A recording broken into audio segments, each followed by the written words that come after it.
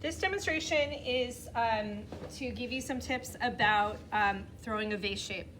So really the probably number one thing that you can do for yourself is to start with a even-walled cylinder and go from there. So we practice that so much in the beginning of the semester, and that's because it's the foundation for so many different shapes. The vase shape being just one of them. So the evenness of the walls is critical, because once you are trying to force the clay to belly out, if you have thin spots, that's where you get into trouble. The thin spots will cause collapsing, and as I've watched a number of students starting to try this, that's probably the number one thing that happens, is that you have the weight at the top and the heaviness of it. If you get a thin spot in the middle, will cause it to collapse. So as you are starting, and the other part about starting with an even-walled cylinder is that it is forcing some height right off the bat, and it's also forcing you to try to keep the rim narrow, which is a key factor as well. So you can, when you're opening up, you do want to kind of think about the profile, the outer profile shape that you're going for, whether you want a big belly at the bottom, or whether you want a little bit more of a straight walled bottom. So how you open up in here should be commensurate with the outer shape that you're going for. So I think probably most people are going to have a belly at the bottom, so having some curvature here, you don't need a 90. Having a little curvature at the bottom is totally fine. You do want to think about the width. So how big of a base you're wanting to go for, you would want to think about that at this point as well too. So I'm just going sort of like an average base size. I didn't use a lot of clay, so I'm not planning on making this like really super big or tall. So now that I've opened up, so even now when I'm opened up, I can see it's a little bit wide. One trick is to do your first pull where you're actually still pushing here, and then you're almost like grabbing with your inner hand and pulling up and pushing in, and you get what's called the volcano, what I call the volcano, right? And especially if you're trying to go for something that has a narrow rim and you're wanting some height, this is a great first pull. So instead of pulling here, I'm pushing in and pulling up like that. So the one thing that is a little bit of a disadvantage about this is that you end up with a lot of clay at the bottom, but it helps get some height and, oops, just threw it off, and keeps the rim nice and narrow for you. So just one possible new thing that you could try is the volcano, the first pull where you're really actually pushing with that hand to get it up. And then I'm gonna cut in and really focus on just going straight up and keeping my walls really even. So I'm way more concerned about even thickness than anything else, because it's the thin spots that'll get you.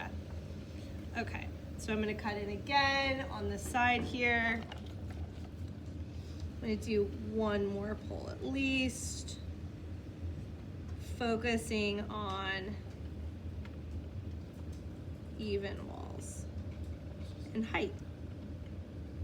Okay, so you kind of can't see this from where you are, but I'm really making sure to use my thumb on the outside as I'm pulling up.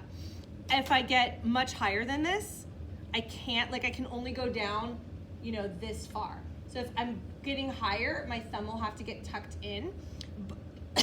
Excuse me. But for the first pulls, having my thumb on the outside, as I'm coming up, I can sort of like pull towards the center with my thumb to keep the rim from going out too much.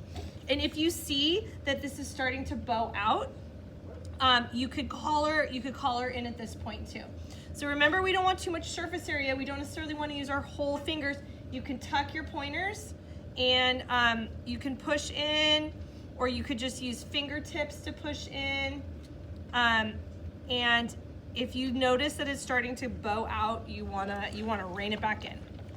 Okay, so now that I've got some kind of even thickness to my walls and I've got some height, now I'm gonna start to make the belly. And I really want my wheel to be going quite slow at this point.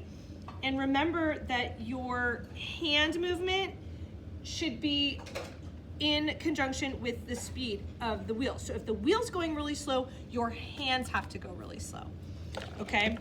So you can't do fast pulls when the wheel's going slow. You gotta keep it nice and gradual.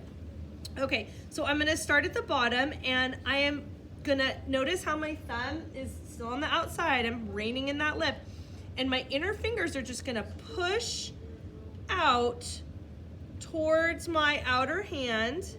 And this is really just a guide. I'm not doing any pushing from the outside. I'm just sort of like guiding and giving a little bit of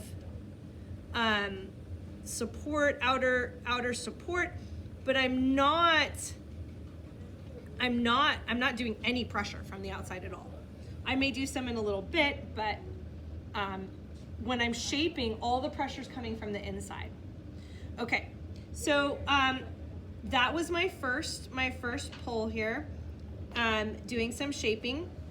And I kept a little thickness at the top because I want to collar in, and that would allow me to do a split lip, or it would allow me to do like a little flare at the top. So I like to keep a little thickness at the top for that. The tricky part is that you have a lot of weight here. If you have thickness, you have weight. And if you have weight and you have a thin spot, you're gonna get a collapse. So just keep that in mind. It's a little bit of a trade-off.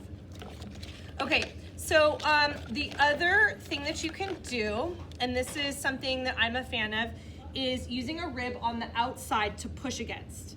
And what you wanna make sure you've got enough water on the inside and the outside to do this. My inside was getting a little bit dry. But notice how I want this to be a point down at the bottom, right? So I'm actually flipping this rib upside down, and I'm going to push out against it and move it like this as I go up. So I'm gonna cut in a little bit here, and I'm gonna push out against this rib. And notice how slow I'm going. I am going really, really slow. And then when I get to the top, I'm almost pushing down with this to get that nice little rounded shape. Okay, so that's just giving me a little bit more of like a honey pot, a little bit more, and remember too that we're gonna carve into the surface, so you don't want it to be too thin. Okay, so I'm gonna go one more time. I'm actually gonna take a little bit of that off the bottom while I'm at it.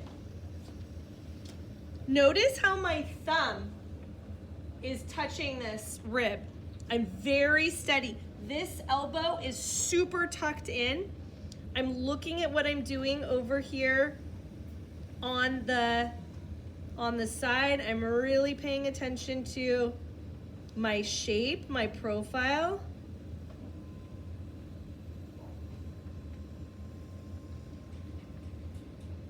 Ooh, my hands are catching a little bit on the inside, so I gotta pay attention to that. Okay, so I'm getting like this nice little honey jar shape. Okay, so right now this is narrow, but wide enough for me to get my hand into. So one of the really, really critical things about the vase shape too is that you do not want standing water in there. If you leave standing water in here, you could put this in your cubby, and then you'll come back and you'll pick it up and the whole bottom will have dissolved and fallen out. So you can't have a pool there. So we have the little wands that you can go back in there with, or if you're gonna do it with your hand, grab your wrist, my left hand is grabbing my right wrist, so that I'm very steady as I'm going in here, And then I'm just going to suck up all that water with the sponge, and then maybe even suck up some slip. If there's a lot of slip on the inside, suck up a little slip. Okay, because once you start to really color this in, there's no going back in there. The wand is a little narrower, you could probably get back in there, but it's good to get in the habit of making sure that once you start coloring that you don't have any standing water in there. Okay, so, and I really don't want to drip a bunch of water in there, but I just want water here at the top. Okay, so from here, I could color using my fingertips, and notice how I'm sort of pushing on the shoulder so that I still have a neck. So I'm not pushing right at the edge, I'm actually pushing a little bit lower so that I have a rim if I wanted to split my lip, or if I wanted to, you know, just have like a narrower profile. So remember, not too much surface area, like 1 or 2 fingers, and I can kind of push gently, even pressure, and then I'm getting this kind of coloring. And then once I get the diameter I'm looking for, so I'm basically it's like almost like mini throwing. I'm throwing with just my pointer finger, my thumb, and so I'm like, it's like 3-fingered throwing.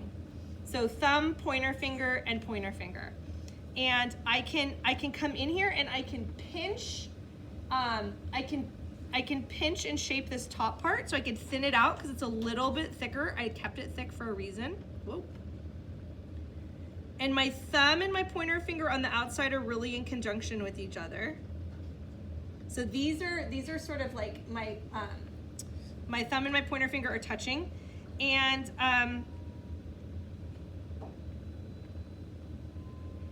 I can shape this a little bit more, and then I can also push with that pointer finger to pop the rim up a little bit as well.